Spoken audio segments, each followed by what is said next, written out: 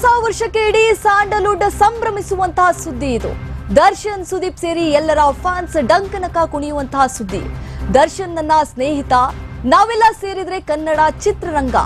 ದರ್ಶನ್ ಮತ್ತು ನನ್ನ ಮಧ್ಯೆ ಏನೇನೂ ಇಲ್ಲ, ನಾವೆಲ್ಲ ಒಂದೇ. ಸೂಪರ್ ಸ್ಟಾರ್ ಕಿಚ್ಚ ಸುದೀಪ್ ಮನಮೋಹಕ ಹೇಳಿಕೆ ಕೊಟ್ಟಿದ್ದಾರೆ.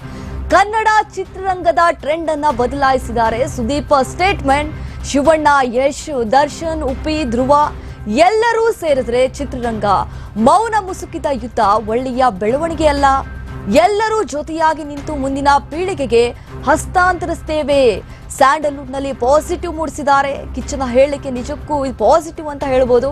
ಕೆಲವೇ ದಿನಗಳಲ್ಲಿ ಒಂದೇ ವೇದಿಕೆಗೆ ಎಲ್ಲಾ ಸ್ಯಾಂಡಲ್ವುಡ್ ಸ್ಟಾರ್ಗಳು ಕರ್ನಾಟಕದಲ್ಲಿ ಹೊಸ ಟ್ರೆಂಡ್ ಸೃಷ್ಟಿಸಿದ್ದಾರೆ. ಕಿಚ್ಚ ಸುದೀಪ್ ಹೇಳಿಕೆ ನಿಜಕ್ಕೂ ಟ್ರೆಂಡ್ ಅನ್ನ ಸೃಷ್ಟಿ ಮಾಡಿದೆ. ಮಾಧ್ಯಮಗಳಿಗೂ ಬುದ್ಧಿ ಮಾತು ಹೇಳಿದ್ದಾರೆ ನಟ ಸುದೀಪ್.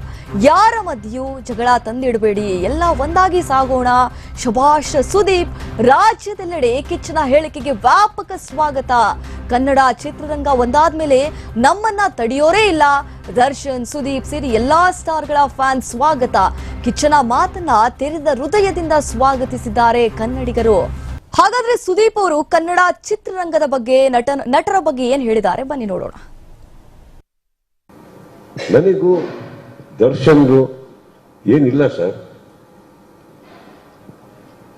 ಬಹಳ ಕಷ್ಟಪಟ್ಟು ಅವರು ಮೇಲೆ ಬಂದಿದ್ದಾರೆ.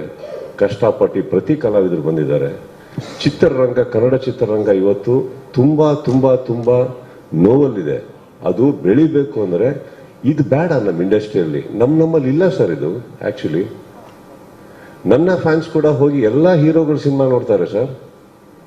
ಅವ್ರ ಫ್ಯಾನ್ಸ್ಗಳು ಬಂದು ನಮ್ಮ ಸಿನಿಮಾ ನೋಡ್ತಾರೆ ಸರ್. ಈ ವಾತಾವರಣ ಬೆಳಿಬೇಕಾದ್ರೆ ಏನಾಗುತ್ತೆ, ಆಲ್ರೆಡಿ ಆನ್ಲೈನ್ ಅಲ್ಲಿ ನಡೀತಾ ಇರಬೇಕಾದ್ರೆ ಇದನ್ನ ಯಾರೋ ಒಬ್ರು ಈ ತರ ಒಂದು ಪರ್ಸ್ಪೆಕ್ಟಿವ್ ಕೊಡೋದೇ ರಾಂಗ್ ಅಲ್ಲ ಸರ್?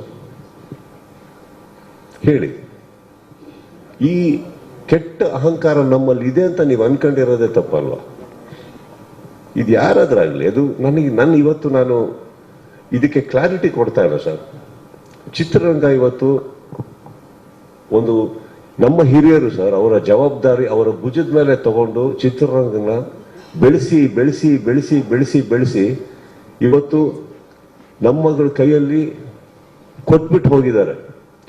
ಅದನ್ನ ನೀವು ಇನ್ನಷ್ಟು ಬೆಳೆಸಿ ಅಂತ. ನಾವಿದನ್ನ ಬೆಳೆಸಿ ನಮ್ಮ ನೆಕ್ಸ್ಟ್ ಜನರೇಷನ್ ಕೈ ಕೊಟ್ಬಿಟ್ಟು ಹೋಗ್ಬೇಕು.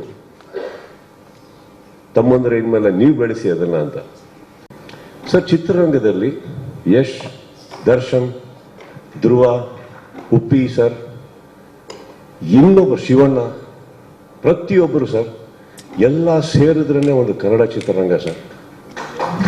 ಎಲ್ಲ ಸೇರಿದ್ರೇನೆ ಸರ್. ಇದೇ ಒಂದು ವಾಹಿನಿಯಲ್ಲಿ ನಾನು ಕುತ್ಕೊಂಡು ಮಾತಾಡ್ಬೇಕಾದ್ರೆ ಹೇಳಿದ್ದೆ. ಇದೇ ದರ್ಶನ್ ಅವರ ಫ್ಯಾನ್ಸ್ ಬಗ್ಗೆ ಬಂದಾಗ ನಾನೇ ಹೇಳಿದ್ದೆ, ಫ್ಯಾನ್ಸಿಗೆ ಬೈಯಕ್ಕೆ ಹೋಗ್ಬೇಡಿ, ಅವ್ರಿಗೆ ಗೊತ್ತಾಗ್ತಾ ಇಲ್ಲ ಏನ್ ಮಾಡಬೇಕು ಅಂತ, ನೋವಲ್ಲಿದ್ದಾರೆ ಅವರು ಅಂತ. ಇದೇ ನಾನು ನನ್ನ ಬಾಯಾರೆ ಹೇಳಿದ್ಮೇಲೆ ನಾವ್ ಯಾಕೆ ಸರ್ ಟಾಂಟ್ ಕೊಡೋಣ? ನಾವೆಲ್ಲ ಬಹಳ ಚಿಕ್ಕವರು ಸರ್. ನಾವೆಲ್ಲ ಚಿತ್ರರಂಗನ ಇವತ್ತು ಚಿತ್ರರಂಗ ಕೊರಗ್ತಾ ಇದೆ, ಬೆಳಿಗ್ಗೆ ನೋವಲ್ಲಿದೆ ಅಂತ ಹೇಳ್ಬೇಕಾದ್ರೆ ನಾವೆಲ್ಲ ಕಷ್ಟಪಟ್ಟು ಸಿನಿಮಾ ಉಳ್ಸಕ್ ಹೋಗೋಣ. ಈ ತರ ಪ್ರಶ್ನೆಗಳಿಗೆ ಉತ್ತರ ಕೊಟ್ಕೊಂಡು ಕುತ್ಕೊಳ್ಳೋಣ. ಹೇಳಿ, ಯಾಕೆ ಕೊಡ್ಬೇಕು ಟಾಂಟ್? ನಾವು ಏನ್ ಸಿಗುತ್ತೆ ಇದ್ರಲ್ಲಿ ನಮ್ಗೆ? ನಾವೆಲ್ಲ ಏನ್ ಛತ್ರಪತಿಗಳ, ನಾವೇನ್ ಚಕ್ರವರ್ತಿಗಳ ಸರ್? ವಯಸ್ಸಾಗಿ ನಾವು ಹೋಗೋರೆ ಒಂದಿನ.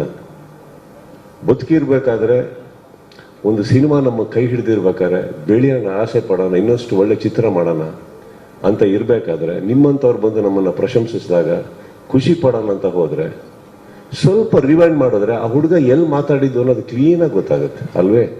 ಯಾಕೆ ಸರ್ ಈಗ ಯಶ್ಗೆ ಯಶ್ ಬಾಸ್ ಅಂತ ಕರೆಯಲ್ವಾ? ಧ್ರುವಂಗೆ ಧ್ರುವ ಬಾಸ್ ಅಂತ ಕರೆಯಲ್ವಾ? ಶಿವಣ್ಣ ಬಾಸ್ ಅಂತ ಅನ್ನಲ್ವಾ? ಎಲ್ಲರಿಗೂ ಅವ್ರವ್ರ ಫ್ಯಾನ್ಸ್ಗಳು ಹಾಗೆ ಕರೀತಾರೆ. ಉಪ್ಪಿ ಬಾಸ್ ಅನ್ನಲ್ವಾ? ಹೇಳಿ.